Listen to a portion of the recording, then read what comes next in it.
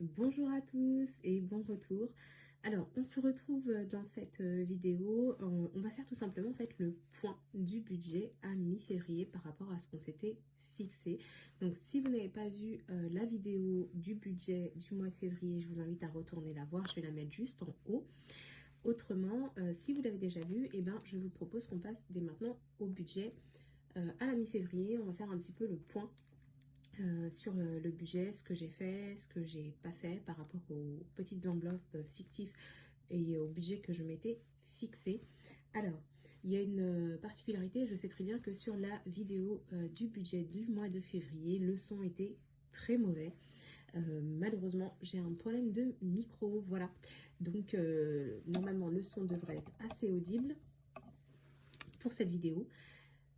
Et puis, je vous dis, c'est parti. Alors, comme d'habitude, ce que je fais, c'est que tout simplement, je vais reprendre en fait mon petit agenda dans lequel je fais un peu le point. Voilà. Donc, on avait finalisé donc le mois de janvier et on avait préparé le mois de février dans la précédente vidéo que je vous invite à aller voir. En ce qui concerne les 15 premiers jours de février, je suis assez contente. Donc, restez bien jusqu'à la fin, je vous dirai pourquoi. Il y a des petits plaisirs comme ça dans la vie qui rendent tout simplement heureux et j'avais envie de les partager avec vous. Rien d'exceptionnel, mais en tout cas, moi, ça m'a fait vraiment plaisir. Donc, en premier lieu, je fais comme d'habitude, je vais faire tout simplement le point. Donc, en ce qui concerne les sorties, pour le budget loisir, le samedi 4, donc en fait on est sorti, on est parti au parc, on est parti voir la famille, donc il n'y avait rien d'exceptionnel, on n'a pas fait de dépenses sur notre budget loisir. Le dimanche, on était le premier dimanche du mois. Alors il y a un petit bon plan que je peux vous donner dans cette vidéo. Il faut savoir que dans pas mal de villes de France, tous les premiers dimanches du mois, vous avez accès à des sorties gratuites culturelles. Donc ça peut être par exemple des musées, ça peut être des expositions, etc. etc. Enfin voilà. Donc renseignez-vous. Nous, en ce qui concerne donc le premier dimanche de ce mois-ci, nous sommes partis au musée. Et un autre bon plan d'ailleurs, que je vais vous donner. Alors, ça dépend des musées ou des expos, mais souvent, à l'entrée, vous avez en fait des carnets en fait pour les enfants, pour leur permettre en fait de faire une bonne visite. Donc, nous, là, c'était une chasse au trésor dans le musée. Donc ils leur ont donné un petit livret, c'était gratuit, donc des fois ça peut être payant. Je sais que ça nous est déjà arrivé en fait de payer des petits livrets à les grands max 5 € ou des petits coffrets, et vous avez par exemple une... Bon, là, dans ce coffret-là, en tout cas, on avait un petit livret avec des encarts en fait, où les enfants devaient rechercher certains objets en fait dans le musée ou sur certaines œuvres. C'est assez pratique parce que ça leur permet finalement de s'amuser tout du long de la visite, parce que voilà, c'est toujours un peu compliqué les enfants lorsque ils font des sorties, de les maintenir en tout cas en haleine jusqu'à la fin du musée. Donc là c'était assez sympa, voilà, ils ont fait une petite chasse au trésor, ils avaient une petite loupe cartonnée pour rechercher dans le musée, ils avaient une petite carte pour une chasse au trésor et puis ils devaient rechercher des objets, donc ça s'est très très bien passé. Donc voilà, à savoir en tout cas le premier dimanche du mois, renseignez-vous, vous avez pas mal de sorties en tout cas culturelles qui sont faites de manière gratuite pour justement inciter les gens quelque part à sauter le pas et pourquoi pas à découvrir de nouvelles choses. Donc pour notre part, nous sommes partis au musée. Donc sinon, je m'étais noté faire le tri des vêtements. Rien à voir avec le budget, mais du coup je l'ai fait et c'est ça, en fait, ça fait partie des bonnes nouvelles. Comme quoi des fois il faut faire le tri, mais je reviendrai dessus à la fin. Sinon, donc pour les loisirs, est-ce qu'on a eu d'autres loisirs? À mon souvenir, non. On est parti à la bibliothèque, c'est gratuit, hein, tout simplement. On a fait des activités manuelles. Donc, en termes de loisirs, finalement, il n'y a pas eu de dépenses, sauf quelques petits achats que j'ai faits, dont je vous parlerai juste après. En ce qui concerne les courses, alors, je suis partie aux courses le 11 je ne l'ai pas noté là, mais j'ai noté sur mon petit post-it. Et puis, voilà. Alors, en ce qui concerne les courses, donc je m'étais fixé un budget de 150 € et donc le 11 février, j'ai fait des courses et j'en ai eu pour 73,90 €.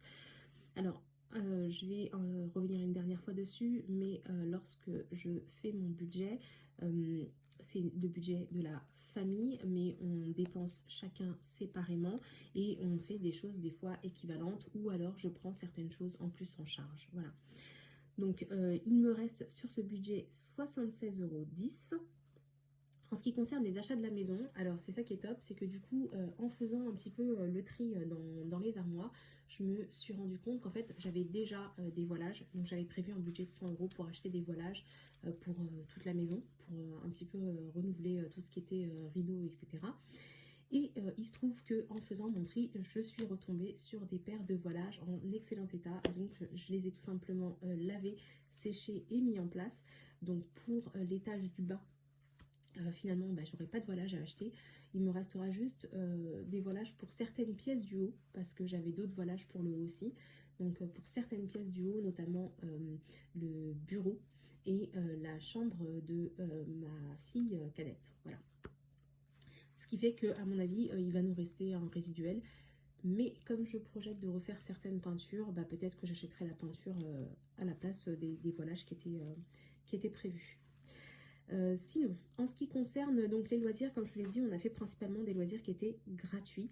Néanmoins, j'ai quand même utilisé mon budget loisirs puisque via mon comité d'entreprise, j'ai pu acheter des places de parc d'attractions. Donc j'étais assez contente. Alors, il y a le plus et le moins. Donc, en ce qui concerne les places, les places du parc d'attractions, il y avait une entrée adulte achetée, une entrée enfant offerte sur une certaine période. Et cette période, c'est pas sur ces vacances-là, c'est sur les prochaines. Donc, disons que pour le coup, il y avait une bonne affaire. Ça m'a coûté le parc d'attractions pour 4, 98 €. En temps normal, on en aurait eu pour à peu près, hors période de promotion, plus entrée gratuite pour enfants. En temps normal, ça nous coûte 200 €. Donc, à 98 €, je me suis dit, je les bloque et je les prends avant qu'il n'y en ait plus. Donc, je l'ai fait et ça sera pour les vacances prochaines, puisque la promotion indiquait qu'il y a des dates spécifiques d'entrée pour avoir l'enfant gratuit. Autrement, mon comité d'entreprise a permis de prendre des places de cinéma. Donc j'en ai repris pour 40 €. Alors sachant qu'il y a un quota, là c'était exceptionnel puisque j'en avais déjà pris. Donc j'ai pu en ravoir avant la fin du délai parce qu'il faisait une promotion inflation, enfin voilà, pour un petit peu permettre aux gens de quand même se faire plaisir. Donc j'ai repris des places de cinéma donc pour 40 € et donc j'ai dépensé 138 € au total, ce qui fait qu'il me reste 62 €. En ce qui concerne le budget garage, donc je m'étais fixé 500 €. J'ai donc contacté 2 garages. Donc j'ai demandé pour le premier un devis par téléphone, donc j'aurais fourni les informations de ma voiture. Et le devis qui m'a été envoyé était de, écoutez bien, 382,99 € pour seulement faire la révision, donc sans les réparations, à savoir refaire les freins, changer les pneus, etc. Du coup, j'ai pas, j'ai pas donné suite, j'ai préféré continuer de chercher. Et donc, j'ai appelé un autre garage qui me fait donc la révision à 190 €. Et bien sûr, ça comprend le changement de tous les filtres habitacles, la vidange, etc. Donc j'ai trouvé que c'était beaucoup plus intéressant. Donc j'ai pris ici, j'ai regardé aussi les avis du garage, hein, ils sont très très bien notés. Donc tout va bien et donc je sais déjà d'ores et déjà que je paierai 190 €. Donc mon rendez-vous se fera sur les vacances scolaires. Et puis auquel cas il faudra que j'ajoute. Mais voilà, en ce qui concerne le garage, j'ai un petit peu plus de visu puisque j'en ai pour 190 € de révision. Et après, à ça s'ajoutera les frais de réparation, mais j'aurai le devis que le jour où j'emmènerai donc ma voiture au garage. Alors, en ce qui concerne les dons, donc ça c'est la première nouvelle qui m'a rendue un petit peu joyeuse. Donc moi ça me rend joyeuse, hein, d'accord, mais comprendrais que certaines personnes, ça leur fasse ni chaud ni froid. Mais j'ai contacté une association avec qui j'ai rendez-vous vendredi soir. Et cette association en fait fait de la distribution de denrées alimentaires, de produits d'hygiène, etc. En plus de faire de la distribution, cette association fait de l'achat groupé auprès de plateformes spécifiques, voilà. Et ces achats groupés vont permettre en fait de venir égayer un petit peu le colis des personnes, c'est-à-dire que les personnes se rendent à la distribution alimentaire, elles choisissent parmi des produits gratuits et elles peuvent acheter des produits à moindre coût. Et donc j'ai contacté cette association parce que voilà, moi, ce mois-ci j'ai décidé de donner 30 euros. Et je les ai contactés et j'ai vu avec eux s'il était possible en fait que mon don en fait puisse servir comment dire, à acheter des produits à la place des personnes qui vont venir récupérer leur colis, ce qui va faire qu'en fait tout simplement ces personnes-là elles vont avoir des produits bonus le jour de la distribution. Et donc j'ai vu avec cette association, ils m'ont demandé de passer vendredi, voilà. Et donc comment j'ai su que c'était un petit peu possible de faire ça, c'est parce que j'ai une amie qui l'a fait et qui m'en a parlé et j'ai trouvé ça sympa. Donc voilà, donc si jamais vous aussi vous aimez donner, faire un petit peu des dons comme ça dans le mois, bah, vous pouvez aussi vous rapprocher des associations en plus de donner en fait à des personnes que vous rencontrez dans la rue. Donc ça c'était mon premier petit plaisir. Le deuxième, c'est tout simplement que il a commencé à faire beau et du coup j'ai été prise d'une envie de faire du tri dans la maison. Et donc j'ai commencé à trier toutes mes affaires en fait hein, dans mon armoire et dans l'armoire du linge de maison. Et en faisant donc mon tri, j'ai eu des agréables surprises, à savoir que j'ai un petit peu nettoyé tout ce qui était sac à main, j'ai vérifié les poches des blazers, etc. pour pouvoir commencer à les déposer au pressing. Et donc au fur et à mesure de mon rangement, ça a été sympa puisqu'en fait j'ai retrouvé des billets. Donc voilà, une des raisons aussi pour lesquelles je n'aime pas trop utiliser en fait du cash, c'est parce que comme je disais dans mes précédentes vidéos, c'est que souvent j'ai tendance à perdre en fait mon argent, voilà, et je sais pas ce que j'en fais. Alors des fois je le perds vraiment, des fois ça reste dans une poche de blazer, dans un sac à main, dans une poche que j'avais pas vérifié. Et donc ce qui est top, c'est que j'ai retrouvé en tout, en billets, hein, parce que j'ai compté que les billets, j'ai pas compté toutes les pièces, les résiduels de monnaie en fait, c'est qu'on prend souvent quand on est en vacances ou des choses comme ça. Donc sur les billets, j'ai retrouvé 105 euros. Donc ça m'a fait énormément plaisir, ça m'a rendue extrêmement joyeuse. Donc voilà, donc j'ai 105 euros en plus en fait qui sont rentrés dans mon budget, sans compter comme je vous l'ai dit la monnaie. La monnaie je la compterai quand j'aurai le temps, j'ai tout mis dans un petit vide-poche. Et en plus comme on n'a pas fini de faire tout le tri, voilà, je pense qu'on va retrouver encore. Donc ces 105 euros, comme c'est de l'espèce, donc je peux pas les placer. Parce que j'ai pas vraiment envie en fait d'aller jusqu'à la banque pour déposer 105 euros, etc.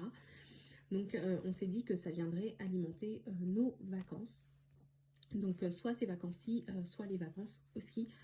Donc ça sera du budget supplémentaire pour nous faire plaisir. Donc on a ici 105 euros. L'autre point, c'est que c'est vrai que je ne vous ai pas encore montré mes enveloppes virtuelles et je pense le faire dans la prochaine vidéo. Parce que j'ai un système qui est très complexe. Si vous avez regardé la vidéo du mois de février, je vous explique pourquoi mon système est assez complexe. C'est parce qu'en fait, j'ai des revenus issus j'ai des revenus qui sont issus de mon travail en tant que salarié, mais j'ai d'autres divers revenus. Et donc, j'ai un fichier Excel qui est assez condensé et dans lequel je retrouve mes enveloppes virtuelles. Donc, il faut que en fait, je puisse un petit peu cacher tout ce qui est en dehors en fait de ce budget-là que je vous présente ici, qui est le budget sur lequel je vis. Parce que sur l'autre, en fait, c'est tout ce qui va... c'est assez mixé et je parle... il y a beaucoup... on voit beaucoup mes investissements, etc. Et donc, j'aimerais garder ça pour le moment privé, même si un jour, je pense que j'en parlerai sur la chaîne. Donc, je vous présenterai mes enveloppes voilà, virtuelles. Et pourquoi je vous dis ça? Bah, tout simplement parce qu'on se rapproche en fait des grandes vacances et donc notamment des ponts de mai, etc. Et nous, on va donc commencer en fait à prendre tout ce qui est billets d'avion, hôtel, enfin bloquer les vacances. Et donc on va très certainement commencer à entamer en fait nos enveloppes finalement de, comment dire, nos enveloppes vacances que je vous présenterai en fait dans les prochaines vidéos. Voilà, donc c'est tout pour cette vidéo. J'espère qu'elle vous a plu. Et si j'avais des questions, notamment pour les personnes qui voulaient que je vous fasse, enfin que je fasse en fait une vidéo sur le plan épargne logement, j'avais répondu en commentaire d'essayer d'être un peu plus précis parce qu'en fait le plan épargne logement n'a pas le même fonctionnement en fonction de la date d'ouverture et donc ça me pose problème pour faire cette vidéo parce que si je dois inclure j'ai prévu de faire uniquement les nouveaux plans épargne logement, mais si vous détenez un ancien plan épargne logement et en fonction de la date auquel vous avez ouvert, ça ne répondra pas forcément à vos questions. Donc la vidéo, c'est pour ça je ne l'ai pas sortie tout de suite parce que c'est très rapide à faire. Enfin, c'est très rapide, entre guillemets, mais néanmoins, pour que ce soit clair, concis et que ça réponde bien à vos questions, si vous avez des questions précises quant à vos plans épargne logement, essayez d'être un peu plus précis en fait dans les commentaires, ça m'aidera pour vous faire cette vidéo assez rapidement. Voilà, sur ce, je vous remercie vraiment de m'avoir regardé jusqu'à la fin et je vous dis à bientôt dans une prochaine vidéo.